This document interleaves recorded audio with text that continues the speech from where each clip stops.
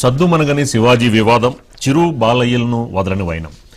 ఏదైతే దండోరా సినిమా సంబంధించి ప్రమోషన్స్లో భాగంగా శివాజీ స్టేజీ పైన మాట్లాడిన వ్యాఖ్యలు మాత్రం పెను దుమారం రేపుతున్నాయి. దీనికి మహిళా సంఘాలు కాదు, మహిళా నేతలు కాదు, అందరూ కూడా ఈ యొక్క ఏదైతే శివాజీ చేసిన వ్యాఖ్యల్ని ఖండిస్తూ కూడా క్షమాపణ చెప్పాల్సిందే అని చెప్పడంతో మొత్తానికి శివాజీ నేను అందరి మహిళలను అనలేదు, కొంతమందిని బేస్ చేసుకుని మాట్లాడడం జరిగింది, అందుకని నేను క్షమాపణ చెప్తున్నాను, నాకు మహిళలంటే గౌరవం అని చెప్పని. అంటే ముందు ఏదైతే ప్రమోషన్స్లో భాగంగా స్టేజ్ ఎక్కిన తర్వాత ఒక బాధ్యత గలమైన వ్యక్తులు మాట్లాడాల్సిన మాటలు చాలా జాగ్రత్తగా మాట్లాడాలి. ఇంతకుముందు ఎప్పుడైతే శివాజీ ఈ వ్యాఖ్యలు చేసిన నేపథ్యంలో గతంలో బాలయ్య చేసిన వ్యాఖ్యలు, ఆ మహిళ అయితే ఒక అమ్మాయి అయితే ఏంటి ముద్దన్న పెట్టాలి లేదా కడుపన్నా చెయ్యాలి, ఇప్పుడు అవన్నీ కూడా సోషల్ మీడియాలో ట్రోల్ అవుతున్నాయి.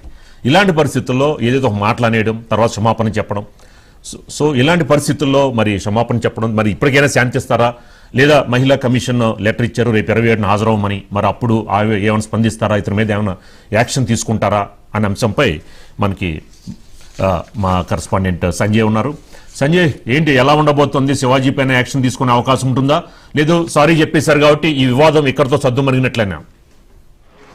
మొన్న దండోరా ప్రీ రిలీజ్ ఈవెంట్లో జరిగినటువంటి ఏవైతే వ్యాఖ్యలు ఉన్నాయి, శివాజీ వదిలినటువంటి వ్యాఖ్యలు, అవి ఇప్పుడు మొత్తం సోషల్ మీడియా అంతటా కూడా దుమారం రేపుతున్నాయి.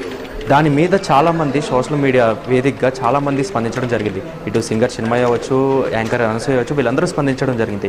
అయితే వీళ్ళందరూ కలిసి కూడా మా వాళ్ళకి కూడా ఒక లెటర్ పెట్టడం జరిగింది. అలాగే ఉమెన్స్ కమిషన్ వాళ్ళకి కూడా ఒక లెటర్ పెట్టడం జరిగింది. సో వీళ్ళు మహిళా కమిషన్ ఏం చేశారంటే ఒక లెటర్ పంపించారు, మీరు 27వ తారీఖున హాజరవ్వాలి అని చెప్పి. సో దీనికి సంబంధించి ఇవాళ శివాజీ ఒక ప్రెస్ మీట్ పెట్టి నేను పదాలు దొల్లాను, బై మిస్టేక్గా వచ్చేసినాయి, నేను 30 ఏళ్ళు అవుతుంది ఇండస్ట్రీకి వచ్చి, నేను ఎప్పుడు కూడా ఎవరిని కించపరిచి మాట్లాడలేదు, మహిళల్ని గౌరవిస్తాను, మొన్న లుల్లుమాల్లో జరిగినటువంటి సంఘటన ఏదైతే ఉందో దాన్ని బేస్ చేసుకుని నేను మాట దొల్లానే తప్ప వేరే ఉద్దేశంతో కాదు అన్నట్టుగా ఆయన సమర్థించుకున్నారు. మరి దీనికి సంబంధించి చాలామంది సోషల్ మీడియా వేదికగా కూడా శివాజీ గారు మాట్లాడింది కరెక్టే అన్నట్టుగా కూడా 80% కూడా శివాజీ గారికి అనుకూలంగానే ఉన్నాయి. ఒక 20% ఏదైతే ఉంటుందో అది మాత్రం కూడా శివాజీ గారికి నెగిటివ్ ఉన్నాయి.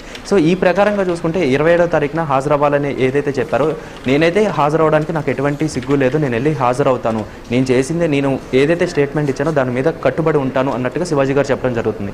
మరి దీన్ని బట్టి మహిళా కమిషన్ ఎవరైతే ఆయన కంప్లైంట్ చేయడం జరిగిందో మహిళా కమిషన్ వాళ్ళకి, అందులో కొంతమంది అయితే కొంచెం సానుకూలంగా ఉన్నాయి.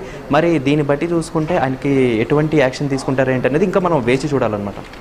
Okay, right, thank you Sanjay.